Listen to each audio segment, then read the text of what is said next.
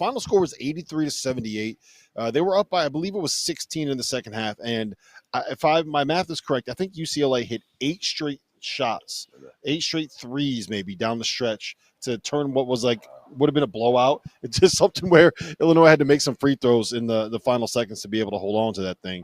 But second straight win for Illinois. They had just won at Minnesota previously after kind of finding themselves in a little bit of a rut there.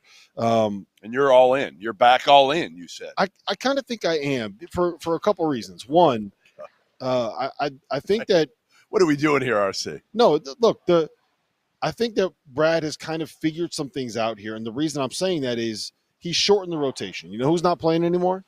Trey White and Dre Gibbs Lawhorn. And that was after he tried putting Trey White and Dre Gibbs Lawhorn in the starting lineup. So against Minnesota, they completely cut off the threes and said, we're taking everything to the rim, and they won by 21. And then tonight, they basically just played their guys that were shooters plus Morris Johnson, who's not going to take shots. So everybody that was out there on the floor as the floor spacer asked to take these threes are people that you would sit there and say, okay, he's a shooter, he's a shooter, he's a shooter, he's a shooter. Yakashonis, Ivasic, Will Riley, Hummerkaus.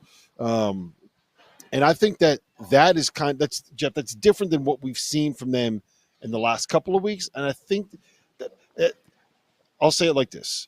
They're trending in the right direction. And if you get Will Riley going, Yakashonis going, and the role pieces around them playing well, then I think that you have something there. Now, they're all freshmen, and so it could all just blow up in their face at some point. But we're starting to see the ceiling a little bit again.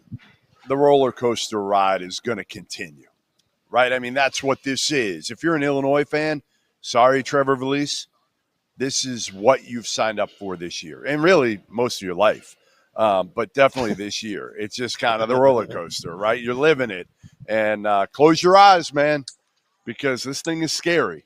And, maybe at the end you can open your eyes and it'll look good. Yeah. But right now, for a couple games, it's looked pretty good, and maybe Brad's figured it out. Randolph, sometimes when you're watching this Illinois team play, you're watching them, and they look like a team that can make a Final Four. And then sometimes it just feels like what they do is they put a pillow in front of you and you go step on it and you end up falling and sliding and hitting your head on the end table next to your bed. It's one of those things where that's what this Illinois team is. Hey, Rob, you know what's funny about it? We've said this all year long. Talent for talent. We think this is the most talented roster in the Big Ten. Illinois can be a team that wouldn't surprise me if they put all the pieces together. He obviously sent the message in benching guys and shortening guys' rotations. But if they're going to make a run in March, those guys are going to have to figure out a way, get the message and contribute. He's going to need those guys' experience. This Illinois team is a team that – you can't have confidence in this group, though, can you? The way this season has gone for them. Like, they can win a game, maybe two in the tournament, but wouldn't you be shocked if they go beyond the Sweet 16? Jeff, they could also lose the very first game.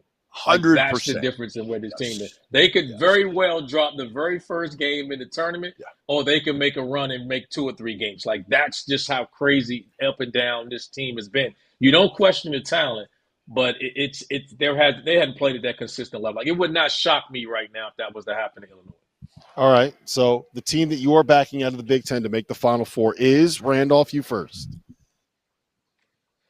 You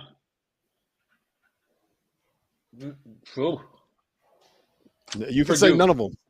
Purdue? Oh, look at this. I really would say anti-Purdue. At the ACC Media Day, nobody slandered Purdue more than this guy, and now he's driving the wagon. He is driving the wagon. Who you got? Purdue. I got Purdue, but I was never, off. I was never, jumping off into the water. Yeah, like RC was. Yeah, Randolph at one point put the life jacket on, and he was put the nose plug on and jumped straight into the water off the boat. I'm going Illinois. I'm riding with him. Okay. Let's go. I'm all in. Me and you, Trevor. Me and you, Latula. Let's go Illini. We're going to see how this gets done.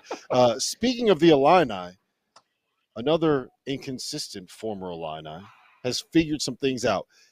According to Bart Torvik. So if you guys don't know what Bart Torvik is, it's basically KenPom. Similar kind of a metrics thing, but it allows you to break down how good teams are in a certain date. The best team in college basketball since January 20th is none other than the Kansas State Wildcats.